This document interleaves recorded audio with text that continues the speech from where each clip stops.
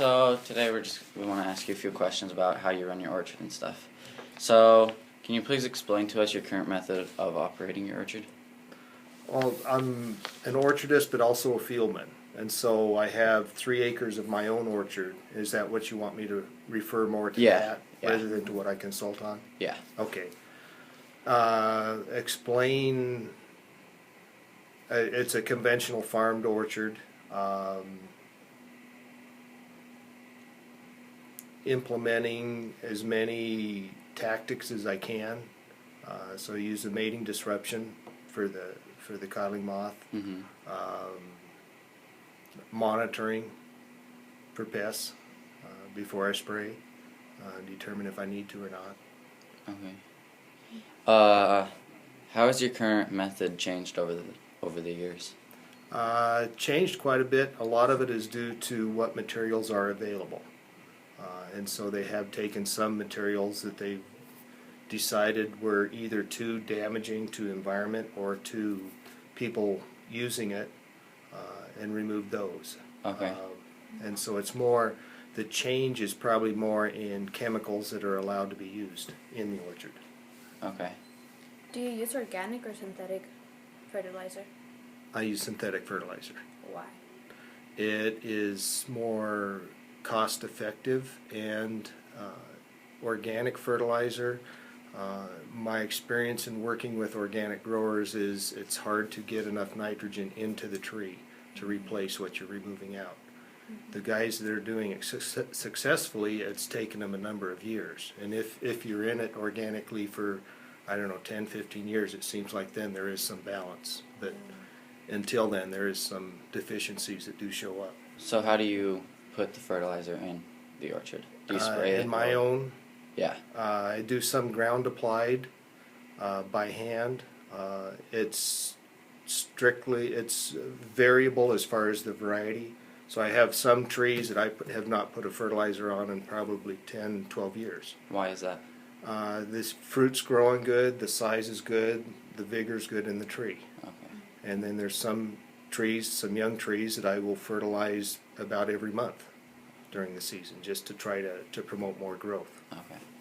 How has the exporting apple changed over the years? What was the question again? How has the exporting apples changed over the years? Oh, the export program? Yeah. Changes a lot, and it changes a lot during the season too.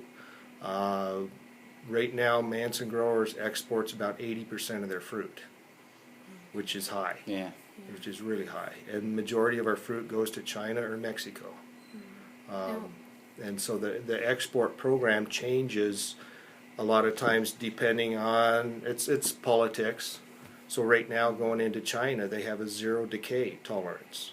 Somebody in our USDA government signed an agreement that we would have zero decay. Well, 0 is a real hard number to achieve. And so our shipments are inspected at the warehouse before it's loaded on the truck to go to China. If there's one apple with decay in there, it kicks out that lot of fruit for that day. Wow. And so, yeah, it's regulations like that within countries that will change. Taiwan export, we do some export to Taiwan. They have a codling moth problem there. Or they don't want it, is what it is. They have a very small apple production area in Taiwan, and so they want 0 codling moth going there. And so there's a whole protocol that the warehouse and myself as a fieldman have to go through to certify that fruit for that country. And so there's inspections and stuff that do there. And so every country is going to be different a lot of times with what regulations you have to go through to get that export. Mm-hmm. What do you mean by zero decay? Zero decay, no rot in there. And so if an inspector looks at fruit and sees any decayed apples in there, they can kick that lot out for that day. And that can be, if we're packing 7,000 boxes a day, that can be 7,000 boxes that you can't ship. Wow. You have to find a different market for. How has the weather affected your crops? Drastically. The weather drives everything in agriculture. All of your growth and pest issues are all weather dependent.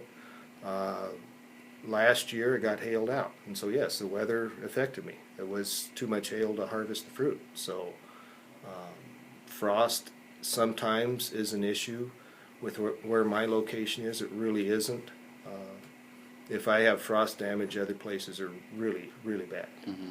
And so, yeah, the weather is very influential and is a big thing as far as the agriculture.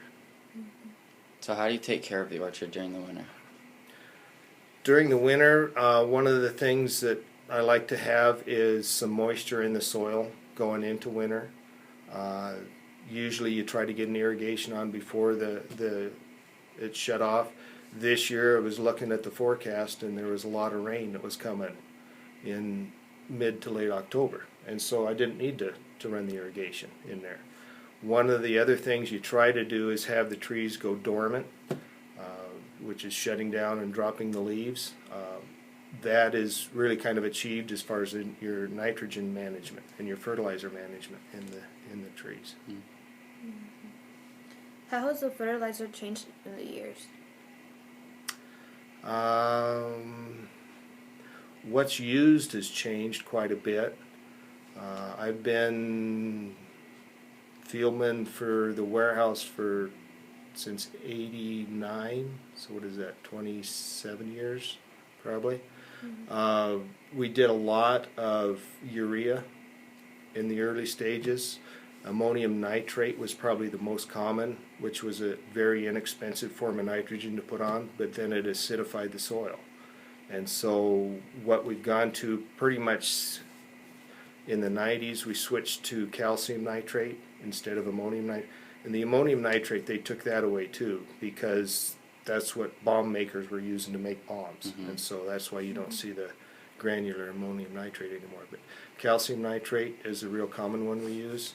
Another one is ammonium sulfate, which is acidifying. But what I do is look at the pH of the soil and then kind of make the determination of which is most cost effective to go with. How has the laws changed the fertilizer you use? The laws? Yeah. Well, like I mentioned the ammonium nitrate. The laws changed that to where they no longer make that.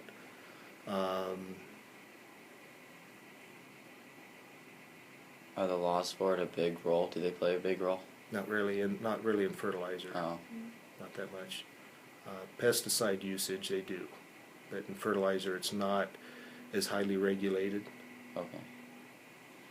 So, how does your fertilizer affect the growth of your orchard? Can you see a big change Oh yeah. when you use fertilizer? Yeah. Yeah. Usually the response, it's on the ground applied, it's probably going to take 2 weeks or 3 weeks before you see a response. Mm-hmm. Sometimes I do a foliar fertilizer to where you will mix it up in a spray and put it on. That's quite a bit more quicker response. One of the varieties I raise is a Honeycrisp, and it gets a mottling of the leaves and a yellowing of the leaves, and it ends up being a magnesium deficiency. And so if I put a magnesium foliar spray on, I can see a response usually within 2 days. Wow. To where it really does perk it up and green it up. Wow. But one of the other fertilizers, I guess you could call it, we do a lot of is calcium chloride, which is put on the trees for bitter pit and for mainly bitter pit reduction. Okay. Have you ever had any fertilizer that has affected your orchard? In an adverse way, or Yeah. yeah, probably. I have some trees with excess vigor in areas, and what I try to do, I haven't fertilized those areas, but I think what happens is the nutrients are being leached down with the rain, with the irrigation, into those trees. And so yes, it can adversely affect the trees. All right. Well, I think that's all we have for you. Okay. So, thank you.